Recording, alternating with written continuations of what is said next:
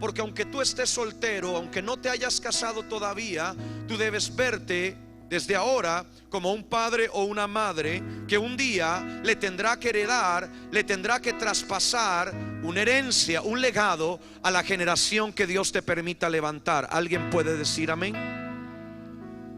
Y aunque tal vez al principio no me entiendas la primera relación que voy a utilizar, sé que conforme pasen los minutos vas a captar el mensaje y Dios va a hablar profundamente a tu vida. La primera vez que yo compartí este mensaje fue en nuestra iglesia. Fue en nuestro congreso de jóvenes denominado Elías Eliseo. Fue una reunión, una convocatoria donde trajimos líderes de pastores, de apóstoles, profetas de toda América Latina para ser impartidos. Aquella vez tenía como primera vez tal vez a mi padre sentado en la silla, escuchándome, como Mikey tuvo la oportunidad el día de anoche, aunque yo sé que ya lo ha tenido en otros momentos, pero en un evento de tanta trascendencia, quizás su primera vez.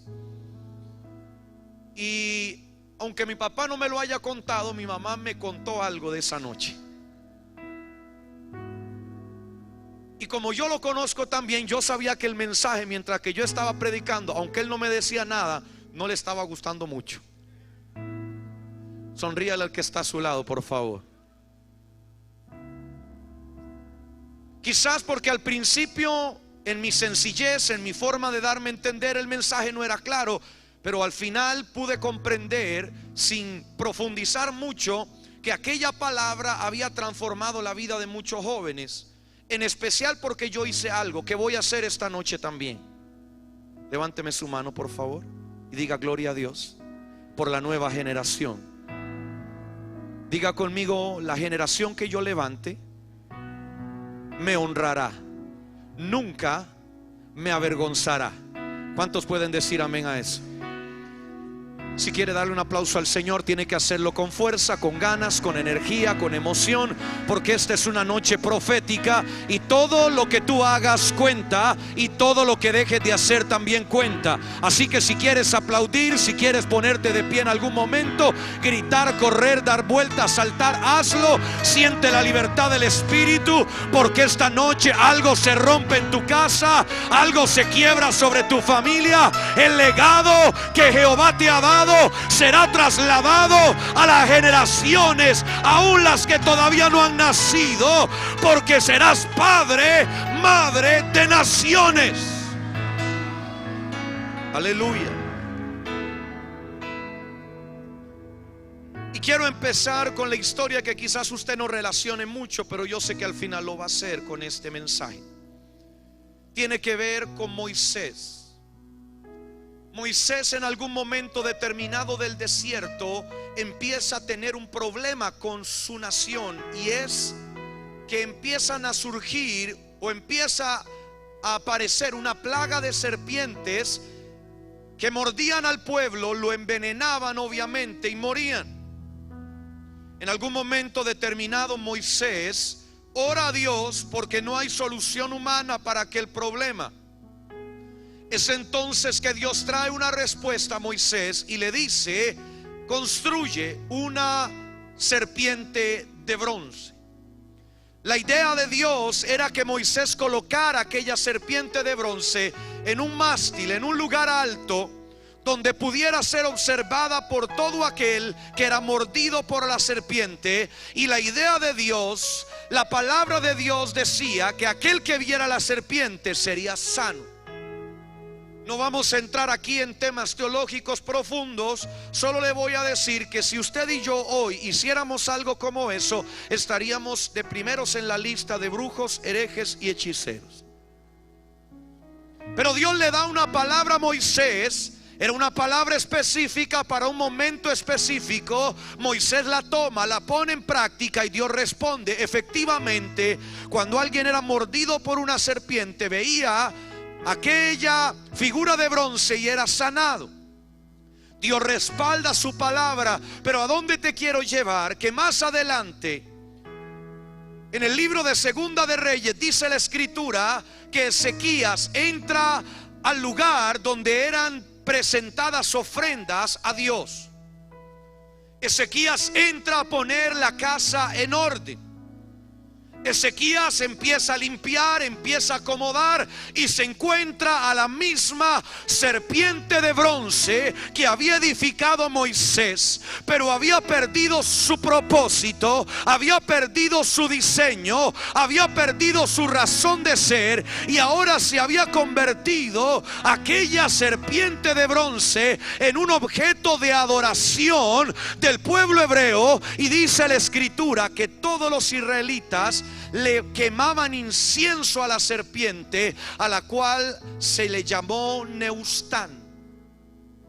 Dios le da a Moisés un diseño y establece una esfinge con forma de serpiente de bronce, y cuando las generaciones pasan, no lograron entender ni asimilar el mensaje plenamente, sino que tomaron la serpiente de bronce, la convirtieron en un molde y creyeron que lo que sanaba, que lo que libraba al pueblo de Israel era la serpiente, olvidándose que el verdadero Salvador de la nación era Jehová.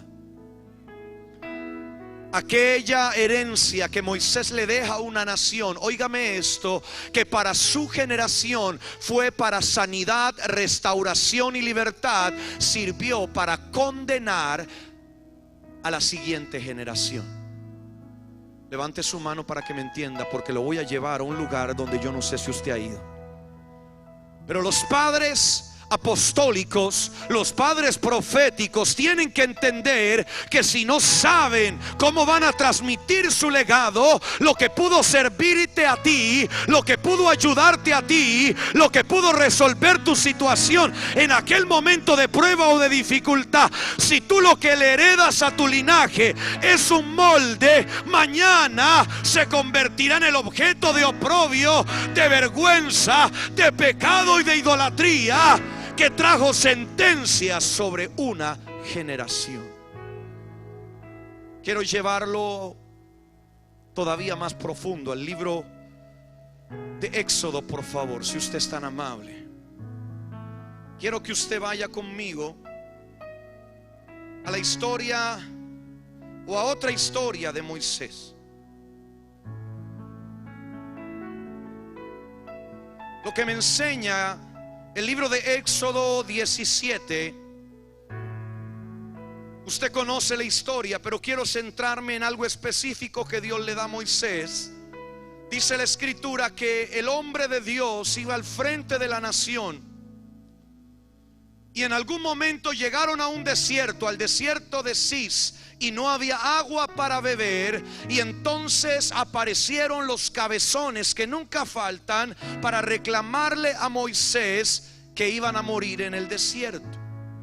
Sonríale por favor al que está a su lado y dígale: los cabezones nunca faltan. Frótele la cabecita con cariño y dígale: qué bueno que tú no eres de esos cabezones. Los cabezones que nunca faltan se le aparecen a Moisés reclamando una respuesta. Moisés, dice la palabra, que va a la presencia de Dios y Dios le da un diseño. Diga conmigo: Dios da diseños. Diga: Dios no da moldes. Vamos, dígalo con fuerza. Diga conmigo: Dios da diseños, Dios no da moldes. Entonces Moisés toma el diseño. El diseño consistía en que tomara la vara, la llevara con él delante del pueblo y golpeara la peña de Horeb.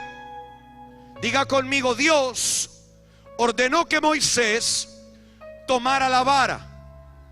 ¿Qué es la vara? Proféticamente, la vara no es solo un pedazo de madera.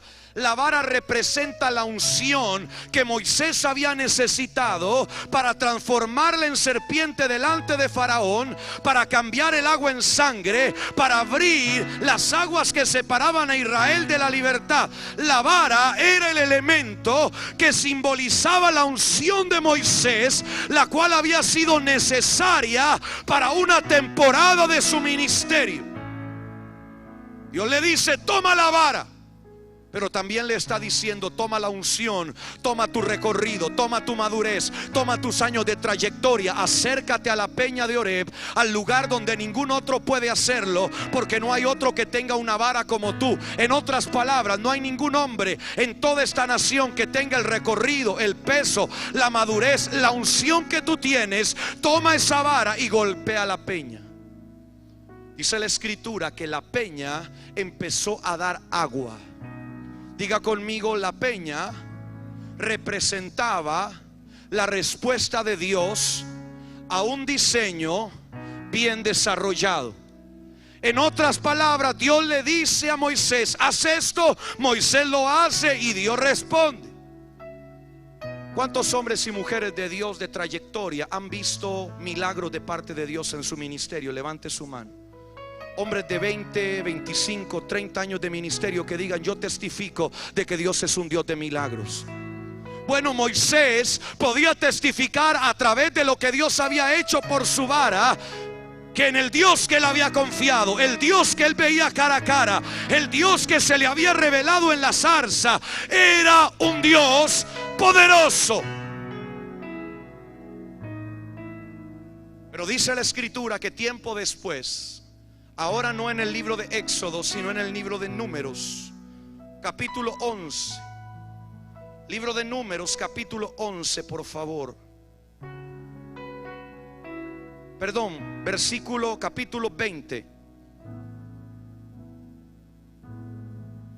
Y concéntrese en el versículo 8. Ya lo voy a leer con usted. Capítulo 20, versículo 8 de Números. Pareciera, si usted revisa la historia, que se está repitiendo lo que acabamos de ver de Éxodo 17. Israel entra al desierto de Cis. En el desierto no hay agua, y los que nunca faltan vuelven a aparecer. Sonríale al que está a su lado. ¿Quiénes eran esos? Pregúntele. Contéstele usted: los cabezones que nunca faltan aparecieron. Y los que habían visto caer maná del cielo, los que habían sido liberados de Egipto, los que habían visto a Dios obrar, volvieron a dudar de su poder, y con los mismos argumentos, las mismas palabras, ellos vienen a reclamarle a Moisés una respuesta. Ahora Moisés no está al aire libre, sino que entra al tabernáculo, dice la palabra, con su hermano Aarón, y le pide a Dios una respuesta. Pero aquí está el meollo del asunto, hermano, y espero que usted esté preparado para lo que le voy a decir. Dice la escritura en el versículo 8 que Dios le dijo lo siguiente a Moisés: toma la vara. ¿Cuál vara? La misma de la que venimos hablando, y reúne a la congregación, tú y Aarón tu hermano, y hablad a la peña a la vista de ellos, y ella dará su agua, y les secarás y les sacarás aguas de la peña, y darás de beber a la congregación y a sus bestias. Aquí hay algo que, si usted lo lee con simpleza, tal vez ni se llega a dar cuenta. Yo he escuchado teólogos filosofar acerca de cuál fue la razón por la cual Dios desechó a Moisés, habiendo tenido que pagar un precio durante 40 años y dejándolo a las puertas de la tierra prometida. ¿Qué clase de Dios es en el que tú y yo confiamos, que puede hacerle eso a un hombre que después de haberse desgastado, después de haber luchado cualquier tipo de batalla que te imagines, deja a las puertas de la promesa a aquel hombre? Aquí está la respuesta. Dios le dice esta segunda vez a Moisés: toma la vara, pero ahora no vas a usar la vara. Diga conmigo: Moisés. Vamos, hermano, con ánimo. Diga conmigo: Moisés tenía que hablar a la peña. Tal vez para ti no represente nada. Yo te voy a decir qué es lo que representa. Dios le quería mostrar a una nueva generación que el asunto no dependía de Moisés, que el asunto no dependía de una vara, que el asunto no tenía que ver con un instrumento del pasado. Tenía que ver con que Dios quería desatar una nueva unción sobre su nación para el periodo que iban a comenzar. En otras palabras, Dios le estaba diciendo a Israel: con lo que yo te saqué de Egipto, no vas a poder entrar a la tierra prometida. De donde yo te saqué, la vara te fue útil, la vara hizo milagros, pero ahora yo necesito que le enseñes a una generación, que le muestres a una generación que el secreto no está en la vara. El secreto es estar atento, aleluya, es estar sensible, es estar receptivo a la revelación que está viniendo del cielo. No hay otra manera. Pero pareciera que Dios está jugando con la mente de Moisés, porque le dice: toma la vara. ¿Qué necesidad tiene Dios de decirle a aquel hombre que tome la vara? Hermano, parece que no hay necesidad, pero Dios le dice: toma la vara. De alguna manera Dios le está diciendo: vamos a avergonzar a la unción añeja, porque lo que viene es mucho mayor y más poderoso. Vamos a demostrarle a Israel que lo que yo le di en el pasado, que lo que yo le di ayer, no va a ser suficiente, no va a ser necesario para todo lo que yo tengo para ella. Y es aquí donde se da el gran drama, porque entonces Moisés toma la vara como Dios le dice.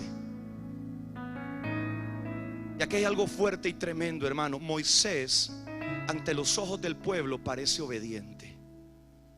Él toma la vara igual que la primera vez, y esto se pone peor.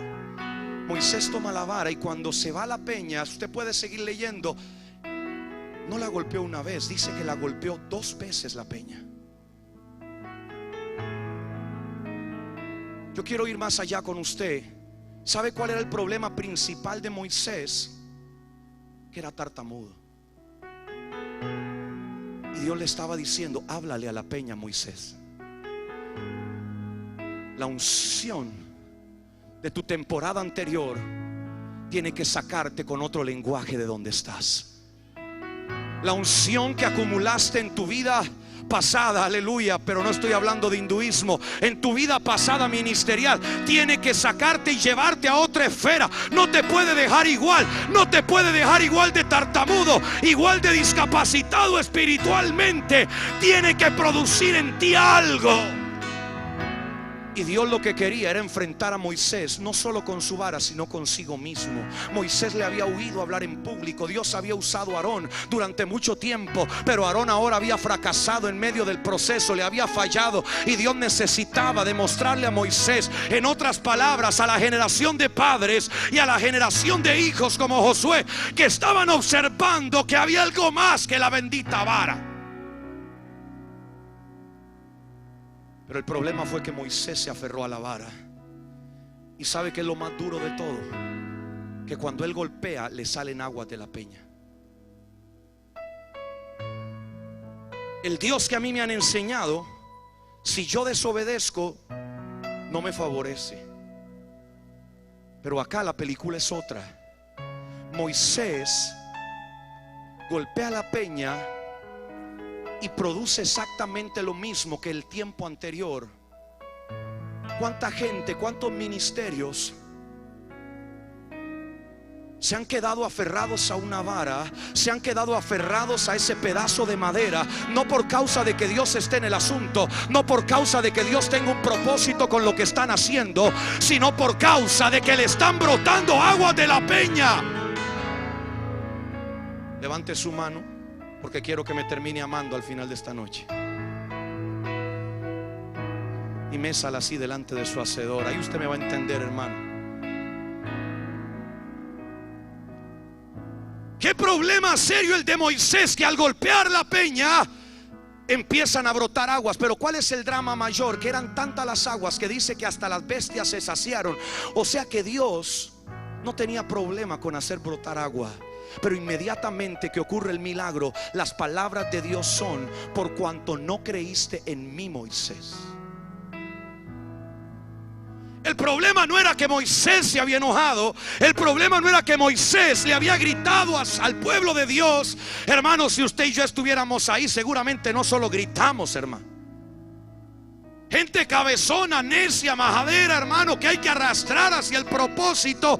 Pero este hombre, a las puertas de su graduación, se quedó aferrado a la bendita vara y dijo: esta es la unción que me ha servido. Esta es la unción que me ha funcionado. ¿Cuánta gente se sigue aferrando al mismo modelo de iglesia, al mismo modelo de culto, al mismo modelo de predicación, al mismo modelo de testimonio, hermano? Gente que te sigue hablando desde hace 10 o 20 años de lo que Dios hizo. Bendito sea el Cordero de Dios. Pero ¿sabe lo que quiere esta generación? Que usted como padre, que usted como madre nos enseñe que el Dios de ayer es el Dios de hoy y será también el mismo Dios mañana. Vamos, dígale al que está a su lado: algo tienes que modelar, aleluya. Algo tienes que reflejarle a tu casa si tú quieres transmitir un legado. Algo tienes que evidenciar en tu casa, no en el púlpito, no delante de la gente, no frente a la cámara de tele. Algo tienes que modelar en tu casa cuando nadie te ve, cuando se apagan las luces.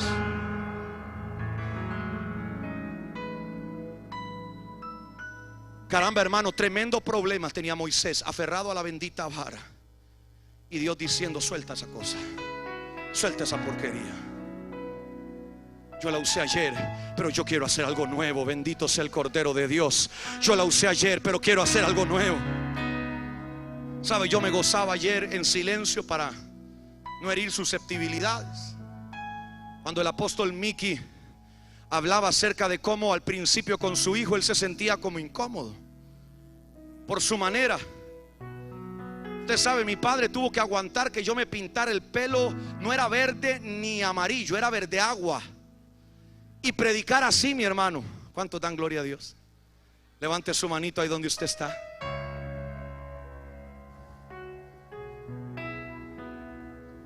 Rojo y negro también, hermano. Yo era tremendo. Usted me ve serio así con corbata, pero la cosa era seria. Moisés está frente a una peña que le da agua, pero dejó la tierra prometida. Hay mucho más de Dios para usted que un templo. Hay mucho más de parte de Dios para usted, aleluya, de lo que usted se imagina. Dios quiere convertirlo a usted en el Abraham que esta nación necesita. Dios quiere convertirla a usted en la Sara que esta nación necesita. Un hombre y una mujer capaz de dar una nación completa de sus lomos. Pero eso no se va a hacer, aleluya, solamente con gritos y zapateos. Tiene que haber una renuncia a lo añejo. Tiene que haber una renuncia a lo pasado. Tiene que estar usted dispuesto a dejar la vara de lado y empezar a hablarle a la bendita peña. Empezar a decirle a la peña lo que tiene que oír, aleluya.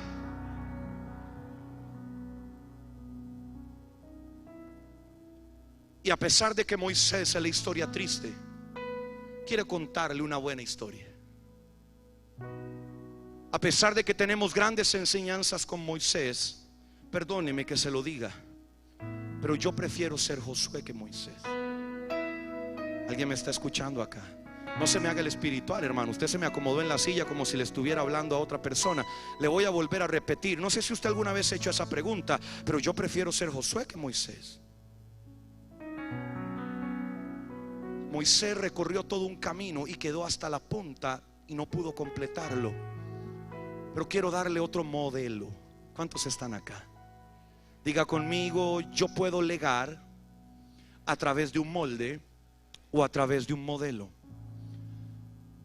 La historia conocida y recontraconocida de Elías y Eliseo nos revela este modelo. Pero quiero que usted me acompañe. No sé cuántas veces habrá escuchado esta perspectiva de esta historia y espero que usted la comparta conmigo. La historia cuenta que Elías y Eliseo cruzaron el Jordán, y al cruzar el Jordán, Elías volvió a ver a Eliseo. Lo volvió a ver el muchacho majadero que había estado con él, que había soportado sus rabietas, su mala crianza, sus malos modos. Lo vuelve a ver y le dice: ¿qué estás buscando tú? Y es entonces que Eliseo grita, o no grita, le dice: yo lo que quiero es una doble porción de tu espíritu. ¿Cuántos no anhelamos una doble porción del espíritu de los padres, de los apóstoles, de los profetas que estuvieron antes que nosotros? Yo creo que no hay nadie que diga: no quiero eso. Todos queremos más.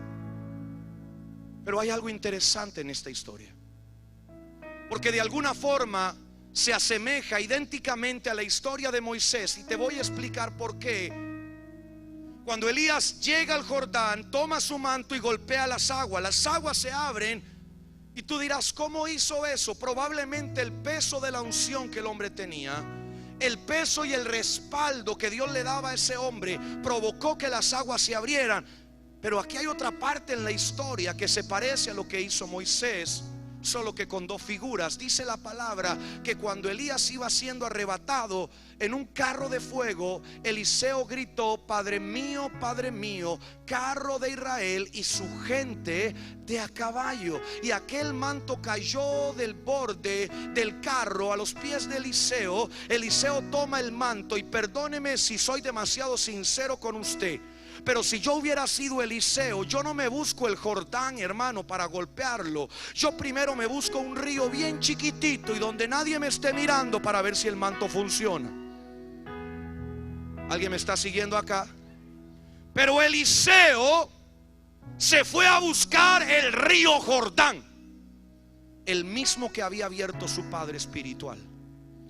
Y no solo eso, ¿sabe qué dice la palabra? Que los hijos de los profetas de Jericó estaban mirando lo que había sucedido entre ellos. Ellos estaban mirando qué iba a suceder, qué iba a ocurrir. Eliseo toma el manto y se dirige a las aguas del Jordán, y al igual como su padre Elías, las golpea y las aguas se abren. La pregunta es, ¿por qué a Eliseo se le abrieron las aguas y entró en la doble porción de su ministerio, repitiendo el patrón que había hecho su padre? ¿Y por qué a Moisés, que hizo lo mismo, que reprodujo lo mismo, Dios lo cercenó? ¿Por qué? ¿Por qué aquel que repite un patrón como Eliseo de su padre, Dios lo bendice con la doble porción, y al otro lo sacan de su llamado? Déjeme decirle dónde está el secreto. Dice la escritura que Eliseo, a diferencia de Elías, se paró a la orilla del río Jordán, y antes de golpear las aguas, dice la escritura literalmente que él volvió a ver al cielo y gritó a voz en cuello: ¿dónde está Jehová, el Dios de Elías? Aquella generación nueva entendía que tenía el manto, tenía la unción, tenía el legado, pero si Jehová no estaba con ellos, no se abrirían las aguas. Aquel Eliseo entendió también que tenía el manto, tenía la unción, y si Jehová estaba con él, aquellas aguas se abrirían de par en par. Eliseo accionó la llave.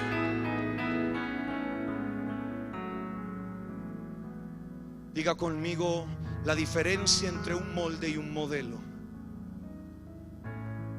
es, pregúnteme, ¿cuál es? Gracias por preguntar, se la voy a decir. Un molde, cada vez que tú quieras reproducir algo, te va a dar exactamente lo mismo. ¿Cómo le llaman aquí? Torta, queque, pastel, ¿cómo le llaman? Torta, bizcocho. Si usted hace un bizcocho con un molde cuadrado, dos veces, ¿le saldrá redondo? ¿Le saldrá más grande? ¿Le saldrá mejor? Le saldrá exactamente igual. El molde te aprisiona, el molde te limita, el molde te hace ir en contra de ti mismo, el molde te frustra, el molde te demanda pero no te da nada. En cambio el modelo, amado, el modelo que te refleja, que te muestra, que te revela quién es el Dios que ha confiado tu padre, y el mismo Dios que permanecerá contigo, el mismo Dios que dice Malaquías, aleluya, que haría volver el corazón de padres hacia hijos y de hijos hacia padres, bajo la unción de Elías. Aquel profeta joven golpeó las aguas y Dios se las abrió, porque reconoció que el secreto no estaba en el manto. Aleluya. ¿Sabe qué fue lo que yo hice aquella primera vez que prediqué esto? Yo le pedí a mi papá un favor y se lo voy a volver a pedir. Le voy a pedir que me preste su saco, por favor, un segundo. Pero yo quiero que usted vea algo.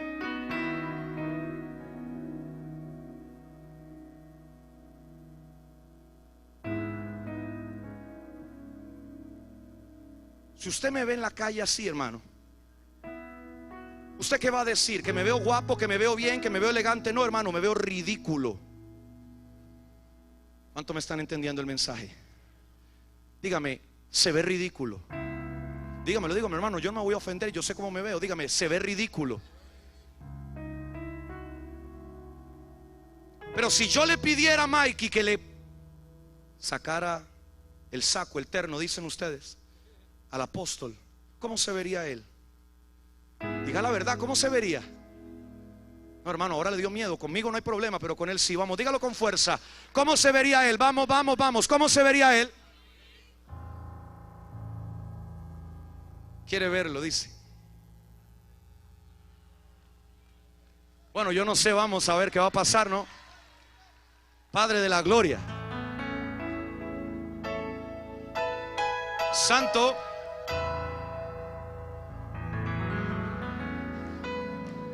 ¿Cuánto vale ese saco? Aleluya. Bueno, se ve mejor que yo, eso sí hay que reconocerlo, ¿eh?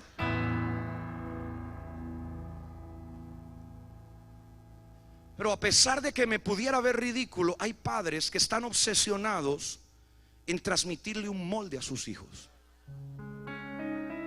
Están obsesionados en transmitirles un evangelio, un cristianismo como el de hace 20 o 30 años, hermano. Y yo sigo creyendo exactamente en el mismo ayuno, la misma oración, la misma palabra. Pero yo no quiero quedarme, aleluya, con la simple porción. Yo quiero una doble porción del Espíritu de Dios. Yo no necesito, oye, y quiero decirlo con respeto, yo no necesito que tú me digas cómo hacerlo. Yo necesito que tú me muestres al Dios que te enseñó a ti a hacerlo. Alguien está aquí conmigo en esta reunión y me está siguiendo el mensaje. Yo no necesito que tú me obligues a adoptar un patrón como el que tú adoptaste, aleluya. Yo necesito que tú me modeles al Dios que a ti te convenció, que a ti se te reveló, que a ti te mostró, aleluya, el camino. Yo necesito saber quién es ese Dios. No hay otra manera en la cual Eliseo estuviera tan convencido que aunque su padre se hubiera ido, aunque ya no estaba con él y solo el manto tenía, eso no era suficiente. No alcanzaba el bendito manto, hermano. Sonríame de nuevo, por favor. Y muévame la manito. Yo así me convenzo de que usted todavía está vivo. No le he cortado la cabeza.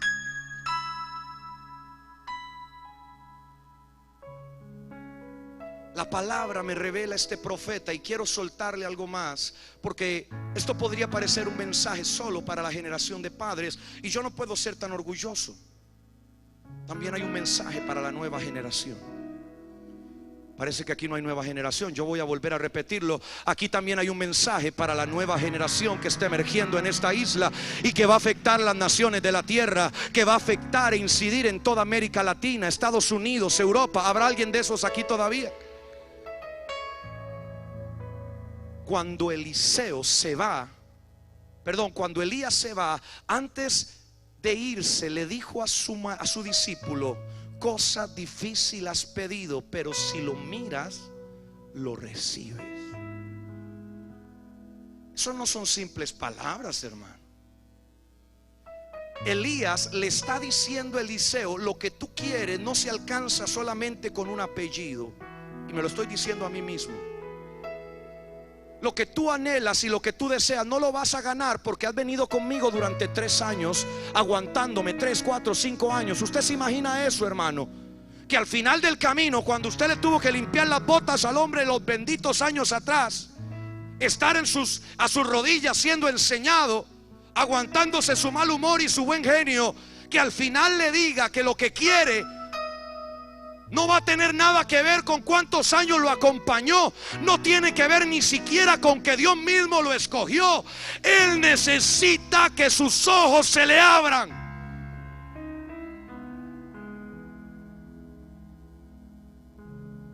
Y así como muchos han dicho, porque yo esté aquí, no es porque solamente otro tuvo que hacer el trabajo. Alguien me está escuchando. Hermano, yo soy hijo de pastor y usted tal vez cree que yo no sé lo que piensa la iglesia. Hermano, yo sé lo que piensa la iglesia. Vuelva a levantar su mano, mésala allá adelante. Aleluya.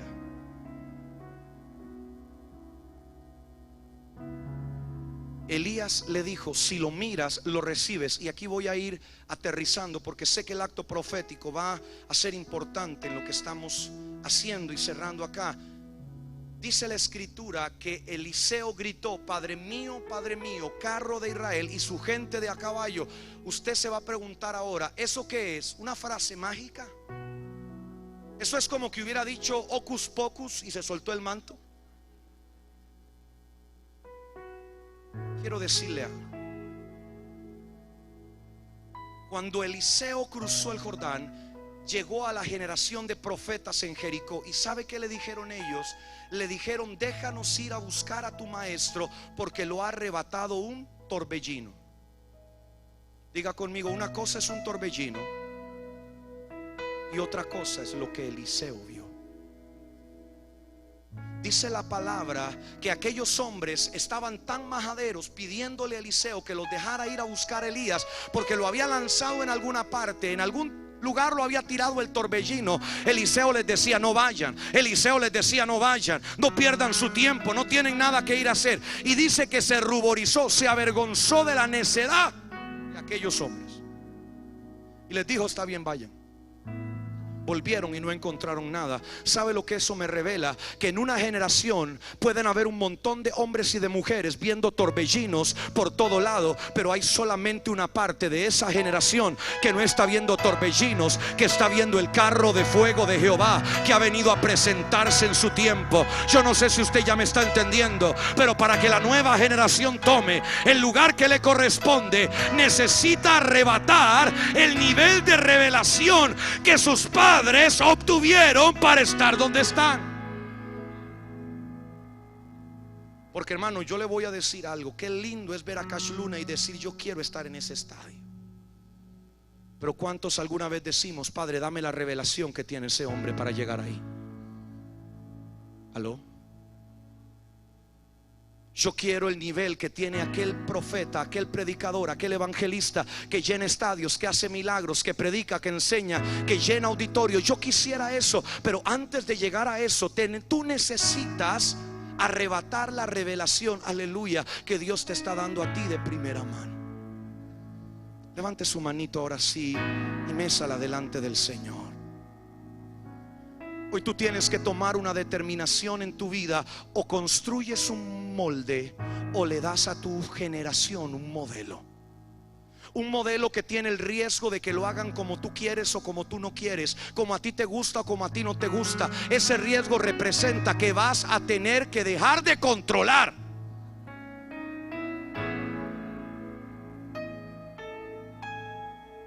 Por favor, levante ahora sí la mano. Más importante que nunca que usted la levante, hermano. Necesito prueba de vida.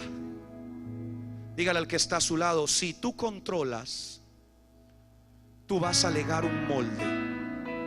Vamos, dígale al que está a su lado: tienes que dejar que los polluelos saquen alas. Vamos, tienes que dejar que los polluelos salgan del nido. Vamos, dígale: si tú confías en tu Dios, confíale tus hijos al Dios que te llamó. Aleluya.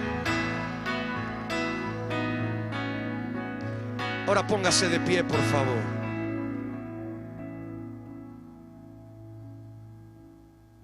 ¿Y sabe cuál es el problema de ponerme esto? Que cuando pasan los minutos me voy sintiendo cómodo así, pero me sigo viendo como, pero yo me siento cómodo. El que tenga oídos para oír, que oiga. La comodidad nunca será un buen síntoma en tu ministerio, joven. La tranquilidad, el confort, el estar sentado en una silla esperando que algo suceda, que te suelten algo, nunca será un buen síntoma en un ministerio.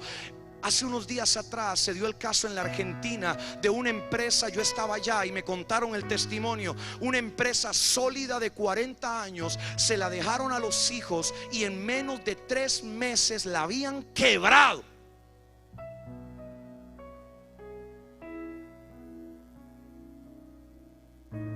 El Señor está en medio de nosotros. ¿Cuántos dicen amén? Y Él quiere hacer algo especial en esta noche. Y no necesito 1000 palabras más para hacerte entender el sentir de Dios sobre ti en esta noche. Algo tiene que cambiar cuando tú salgas de este lugar. Yo no quiero con esto hacerte sentir mal como ministro, como líder. Yo sé que Dios te dio un legado. Yo sé que Dios te dio una visión. Yo sé que Dios te dio algo poderoso en tus manos. Pero la pregunta es, ¿qué vas a transmitirle a la nueva generación? ¿Qué es lo que vas a dejarle a tus hijos cuando mueras, a tus nietos? ¿Qué se va a escribir en las páginas de la historia? No en la tierra, sino en el cielo. ¿Qué le vas a dar? ¿Un manto con doble porción o una vara que no sirve para nada? Oiga, hermano, porque la vara tenía su historia. La vara podía estar en un museo. Probablemente si Josué vendía la vara, le iban a dar su buena plata, hermano. Pero eso no le alcanzaría para legarle a la siguiente generación el diseño de Dios. Y quiero dejarlo pensando en esto. Dice la escritura que Dios, cuando Elías estaba en la cueva, le dijo: úngeme a 3, a Hazael como rey de Siria, a Jehú como rey de Israel y a Eliseo como profeta en tu lugar. ¿Sabe lo que Dios le permitió hacer a Elías? Solo una cosa.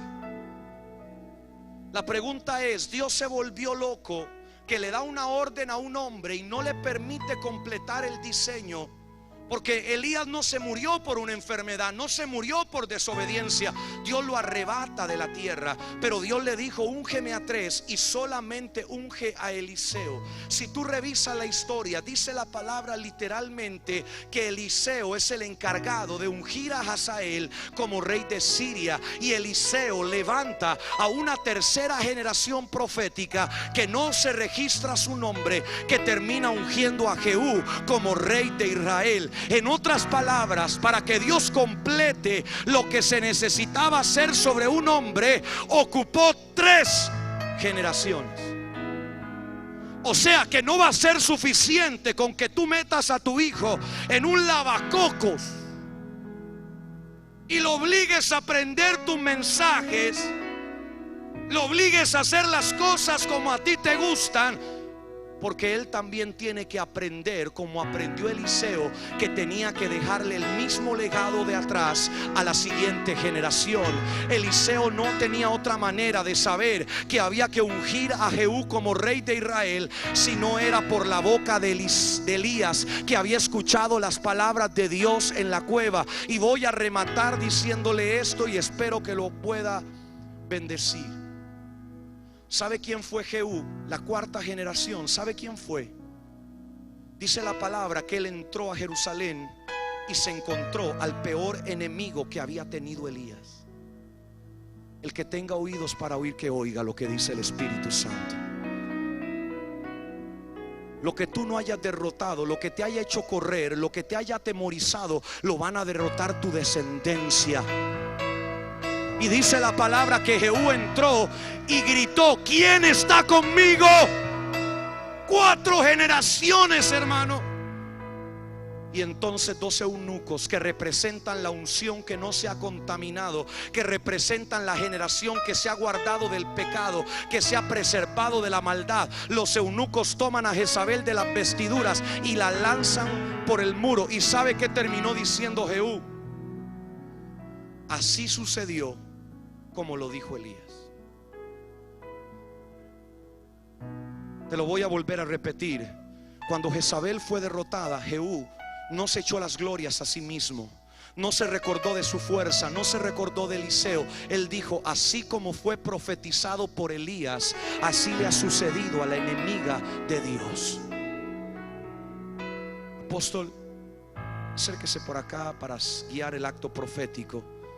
No quiero orar si no es parte de lo que usted quiere hacer. Creo que el corazón de la gente está listo.